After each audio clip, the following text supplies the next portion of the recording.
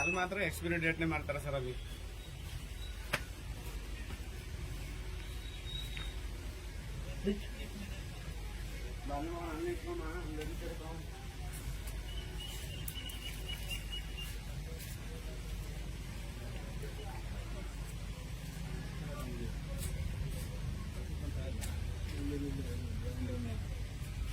ಆಧಾರಕ್ಕೆ ಎಷ್ಟ?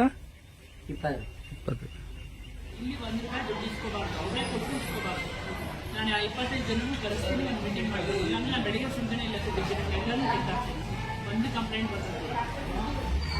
ಏನು ವಸೂಲಿ ಯಾರು ಕೊಟ್ಟರು ಬೇಡ, ಬೇಕಾಗಿಲ್ಲ. ನಾವೇನು ಸಂಬಳ ಕೊಟ್ಟಿದ್ದೆ ಅಷ್ಟೇ. ಇಲ್ಲಾಂದ್ರೆ ನಿಮ್ಗೆ ಇಷ್ಟ ಇಲ್ಲ ಅಂತಂದ್ರೆ ಬೇರೆ ಕೆಲಸ ನೋಡ್ಕೊಂಡು ನಾನು ನೀಟಾಗಿ ₹50 ಟಿಕೆಟ್ ಕೌಂಟರ್ಗೆ ಕೊಟ್ಟು ನಮಗೆ ಕೆಲಸ ಮಾಡೋದಕ್ಕಾರ ಸಂಬಳ ಕೊಟ್ಟರು ಅವ್ರನ್ನ ನಾನು ಇಟ್ಕೊಳ್ತೀನಿ ಕೆಲಸ ಮಾಡೋದು. ನೀನು ಜೀವನ ಮಾಡೋಕ್ಕೋಸ್ಕರ ಇಲ್ಲಿ ಲಂಚ ಥರ ಮಾಡೋದು ನನಗೆ ಬೇಕಾಗಿಲ್ಲ. ನನಗೆ ಗೊತ್ತಿಲ್ಲ ₹50 ಎಕ್ಸ್ಟ್ರಾ ಇಸ್ಕೋಬಾರ್ದು, ಅದು ಲಂಚನೇ. ನನ್ನ ಪ್ರಕಾರ ಅಲ್ಲ, ಎಲ್ಲರ ಪ್ರಕಾರನೂ ಅದು ಲಂಚನೇ.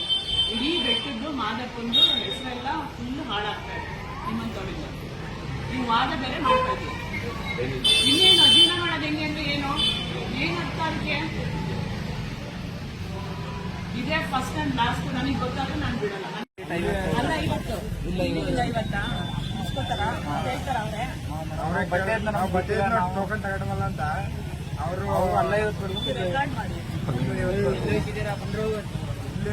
ನಾವು ಅಲ್ಲಿ ಟಿಕೆಟ್ ತಗೊಂಡಾದ್ಮೇಲೆ ಹಿಂಗೆ ಕೊಡಂಗಿಲ್ವಲ್ಲ ಅಂತ ಗೊತ್ತಾಯ್ತು. ಅವರೇ ಕರ್ಕೊಂಡು 55 ಟಿಕೆಟ್ ತಗೊಂಡು ನೀವು ಕೊಡಂಗಿಲ್ಲ. ನಾನೊಂದು ಮೀಟಿಂಗ್ ಮಾಡಿ ಅವ್ರಿಗೆ ಹೇಳ್ತೀನಿ ಅಂತ. ನೀವು ಯಾರು ಇಸ್ಕೊಡ್ಬೇಡಿ, ಆ ಕಡೆ ಮೂಲೆ ಎಲ್ಲರೂ ಇಸ್ಕೊಟ್ಟಿದ್ದಾರೆ. ಅದಕ್ಕೆ ನಾನು ಹೇಳಿದ್ದೀನಿ ಯಾರು ಕೊಡಬೇಡಿ. ಯಾರು ಈಗ ಅವ್ರು ಕೊಡಿ ಅಂತ ಹೇಳ್ತಾರೆ. ಒಂದು ಹೆಲ್ಪ್ಲೈನ್ ಇಲ್ವಾ ನಮ್ಮದು ನಂಬರು? ಇಲ್ಲ ಮೇಡಮ್, ಮಾಡೋಣ ಕಾಲ್ ಮಾಡಿ ನಂಬರ್ ಕೊಡೋಣ. ಯಾರು ಕೊಡಬೇಡಿ ಅಂತ. ನೆಕ್ಸ್ಟ್ ಈಗ ಆಯ್ತು ಕೊಟ್ಟಿದ್ದೀರಾ, ಬೇರೆ ಯಾರಿಗಾದ್ರೂ ಅವ್ರಿಗೆ ಕೊಡಬೇಡಿ ಅಂತ ಹೇಳಿ.